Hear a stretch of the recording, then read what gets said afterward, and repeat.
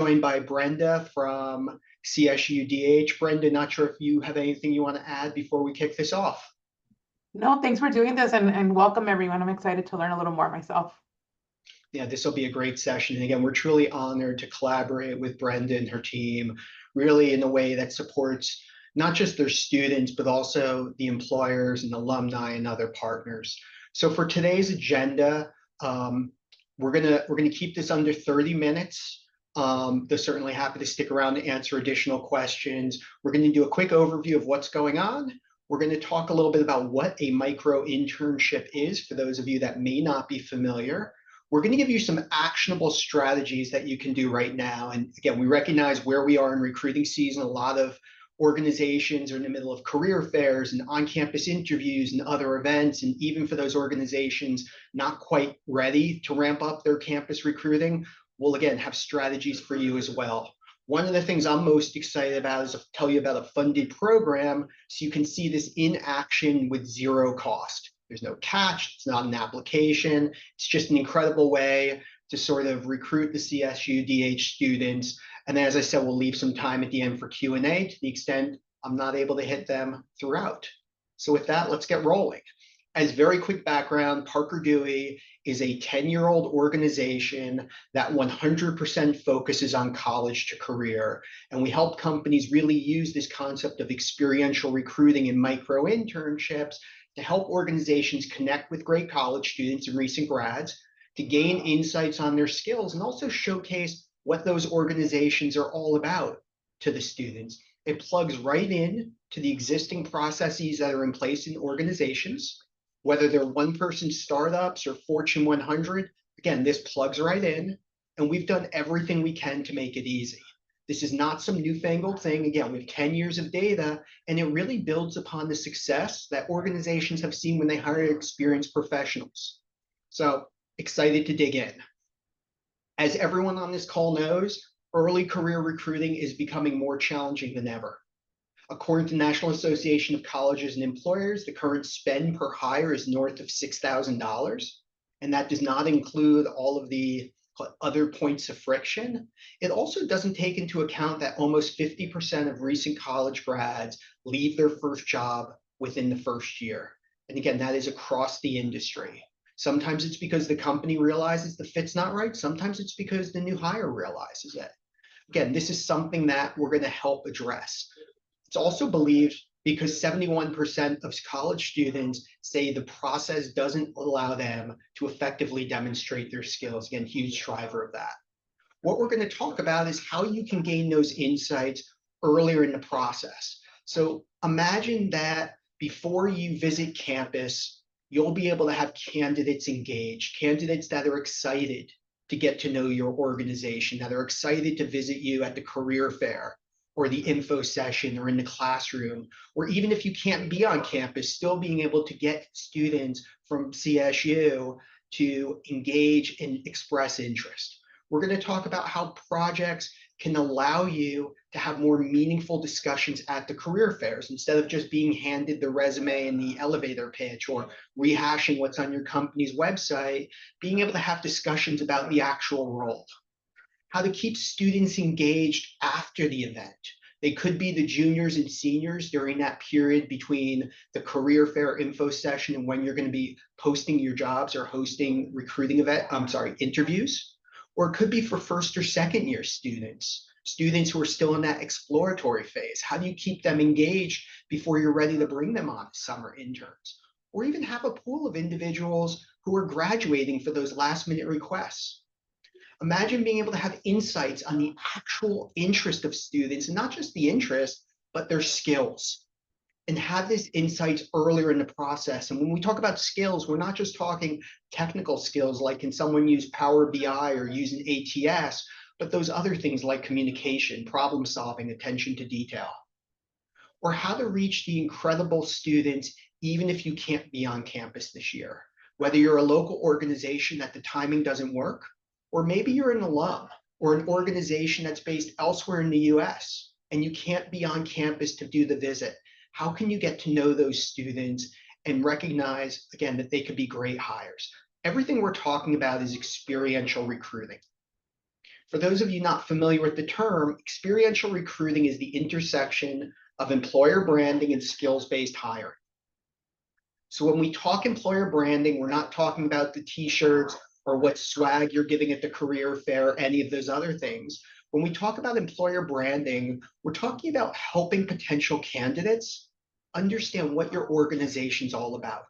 It might be for a huge company like a Nike. It's a well-known brand. Every college student has heard of it, but they may not recognize Nike as an employer brand, or think about roles in data analytics or HR, finance, or accounting at an organization like Nike.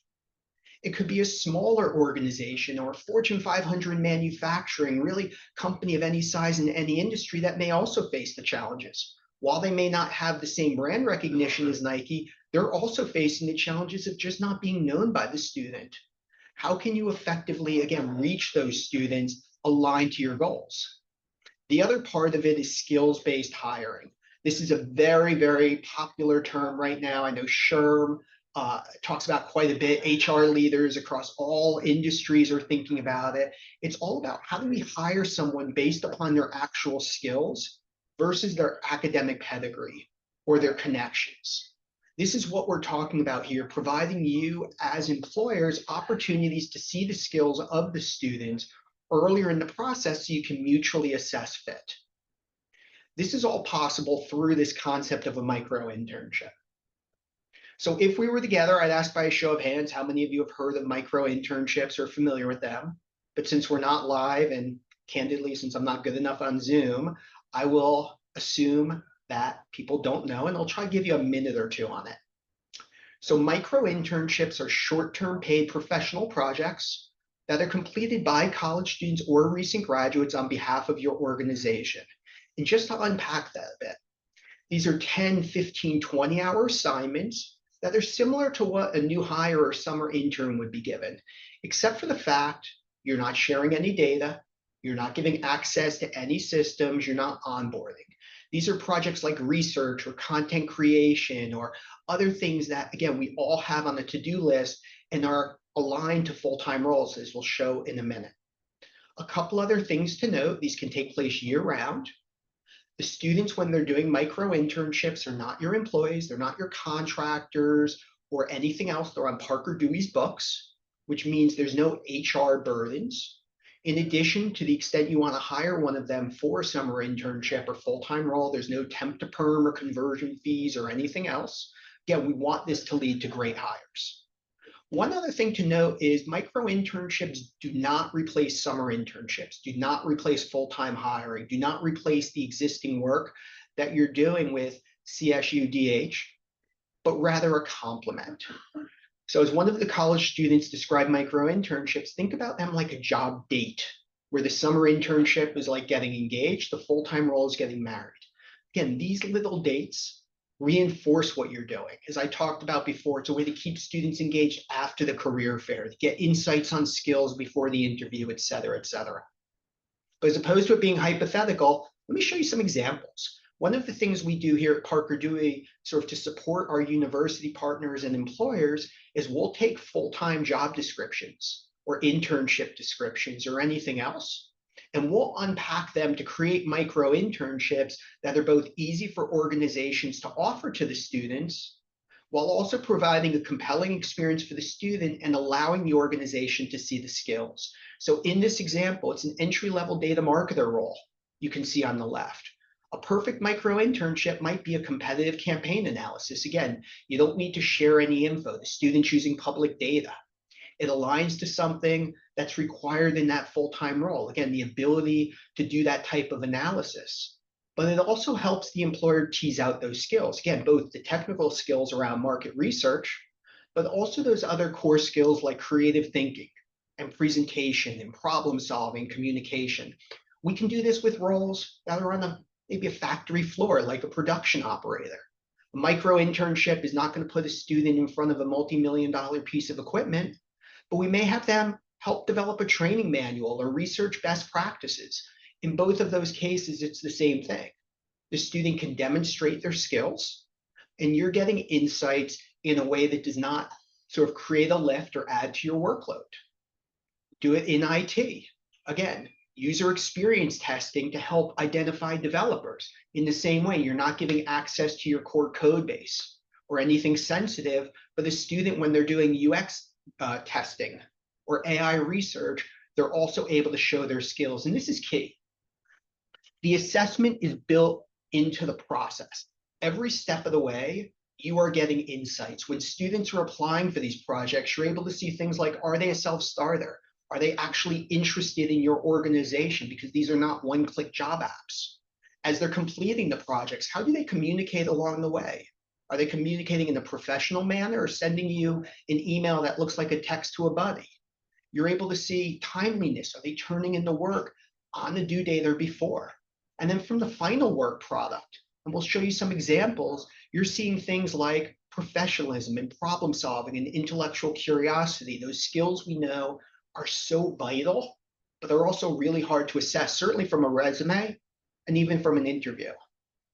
So why do students do this? As I was alluding to, 95% of college students said these short-term projects are how they want to be recruited. Whether they're first or second year students, the 75% of first or second year students who want to begin career exploration, but when they show up at the career fair booth are told, oh, apply for our internship or full-time role next year. We don't hire freshmen or sophomores. Again, lost opportunity to keep engaged. Or maybe it's the students who have those skills, but aren't able to showcase them effectively from a transcript. Again, we know a resume or transcript isn't a good predictor. Students want to be recruited this way. In fact, one of the rules for our platform is while we certainly value the relationship with Cal State, we don't allow them to require it of students, nor any other college that we work with. 100% of the students who are expressing interest in your micro-internship are there because they want to be. They want to learn about your company. They want to demonstrate their skills. They have genuine, real interest. What that means is it aligns to your recruiting strategy, no matter where you are, whether it's early in the process, before the career fair, the info session to drive interest, whether it's during or after the campus visits to keep the students engaged. Look, we know students aren't opening emails. In fact, some of them are even blocking, but they want to be kept warm. They want to be kept engaged. They want to learn. Whether it's around evaluating candidates, again, getting those insights. And then even if you can't visit campus, it's about building that pipeline. So what I'm going to do now is jump into 4 very concrete examples of how organizations have used it across these areas. Again, all of which, as one of my colleagues likes to say, you can steal these ideas. We make it really, really easy to, no matter where you are in your process. So the first example is a preeminent healthcare organization. They had 2 key challenges. One, they were competing aggressively to fill allied health roles. We know there's a huge shortage of individuals studying areas like to become an X-ray technician. The second issue they had is they were hiring for a bunch of other roles beyond healthcare.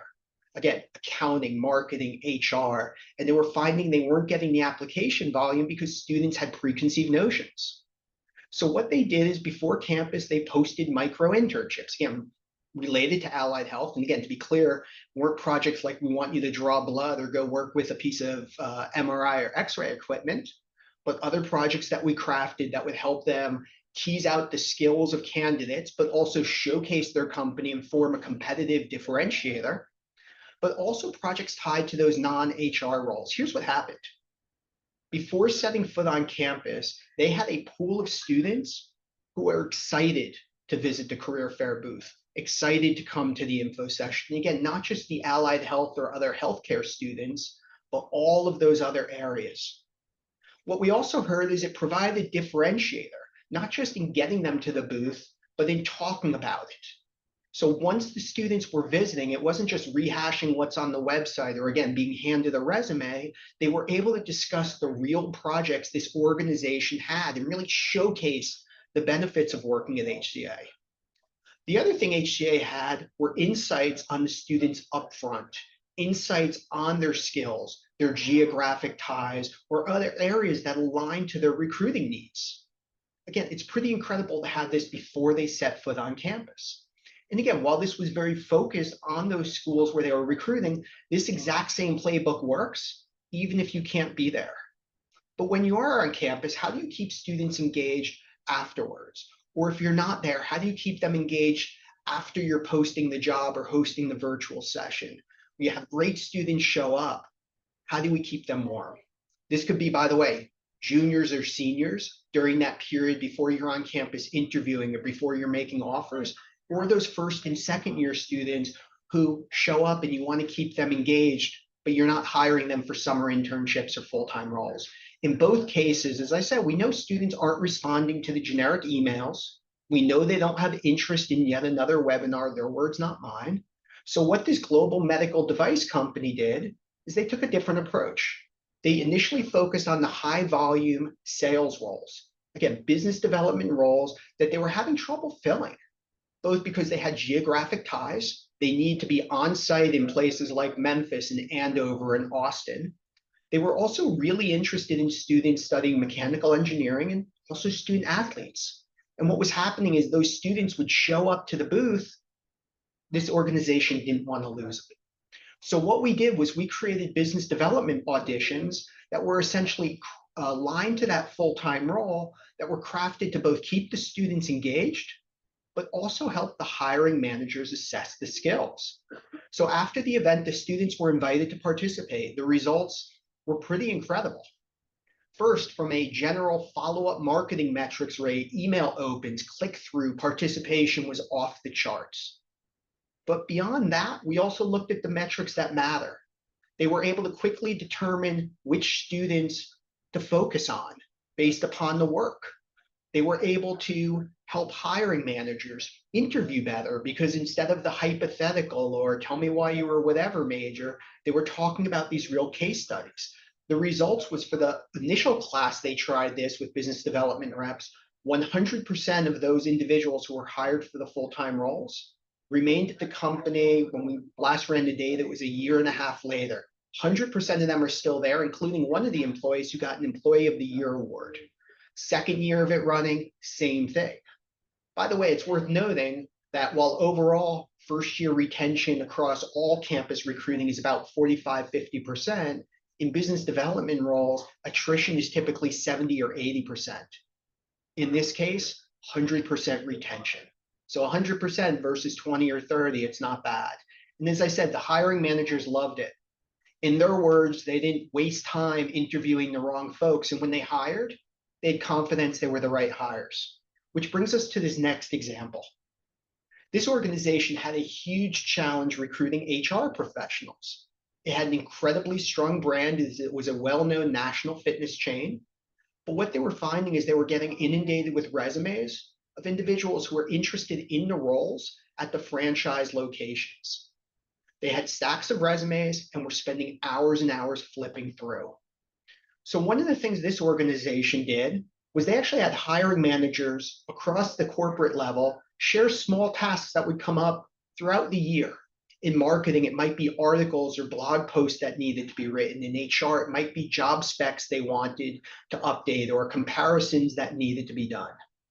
And what it did, like that first example, is it provided this always-on pool of candidates. So hiring managers appreciated the on-demand support for these small tasks, and the campus recruiting team was building this pipeline. One of the cases where it happened was the learning and development team was looking for some best practices tied to new hire onboarding. They posted the project and actually selected 2 different students to do it. One was a 3.9 HR major from a fancy school. Another was a liberal arts with a lower GPA, came from a non-focused school, but they found something kind of intriguing by her answer. Here's what happened. I'm sure you can see where this is going, but both students did the project. The HR major's work is at the top.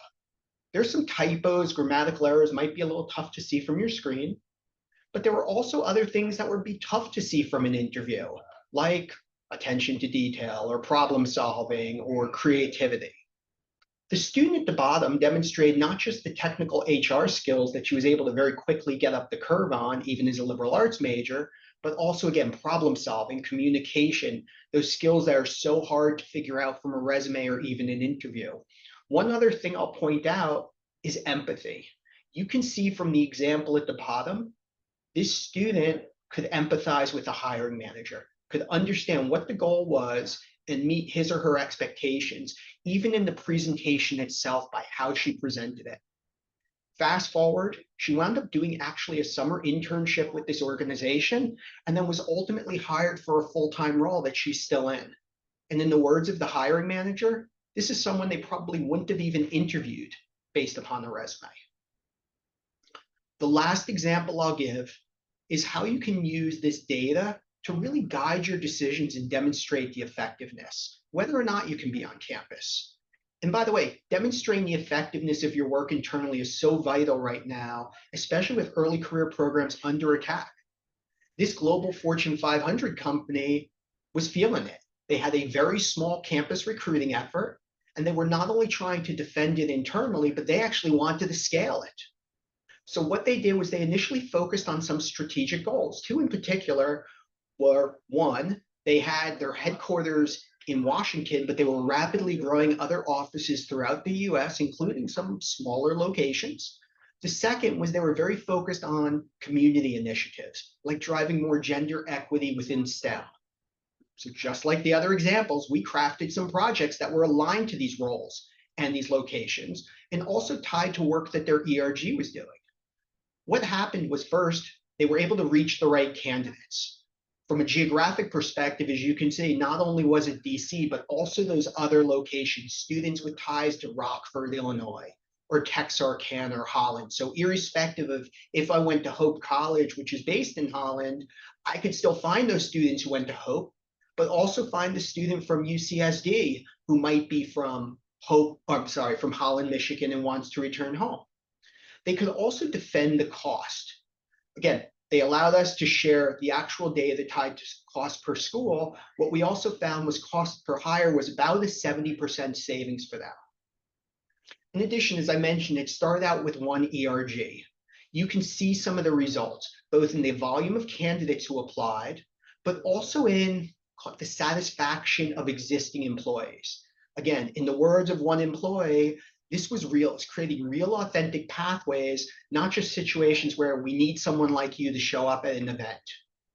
What was also super impressive is while this launched with one specific ERG, other departments were proactively asking to participate. So marketing, sales, finance may have had a member within the ERG and they wanted to scale it. And they also wanted to pay for it within their departments. Again, when does that ever happen? That a department supports an HR initiative and beyond that wants to pay. This works for employers because it aligns irrespective of where they are in the funnel, whether it's the very, very top where we're just trying to access students, whether it's about building relationships to engage, assessing the skills, or ultimately converting. And what we find is not only is it easy, but it's effective. Cost per hire is typically 40 to 80% less than what they're spending. It's a big range, but again, companies spend various money. But more important, first year retention when students are hired this way is north of 98%. Again, compare that to the nearly 50% first year turnover in general. This is effective. So now we're going to get to my favorite part of this. We get to talk about the CSU-DH Micro-Internship program. Through the very generous support of a foundation, you can see everything I just showed you at no cost. And by the way, the Dominguez Hills students still get paid for their work. This is an incredible way to reach students that are aligned to your goals, to gain insights on the skills, to reinforce what you're already doing.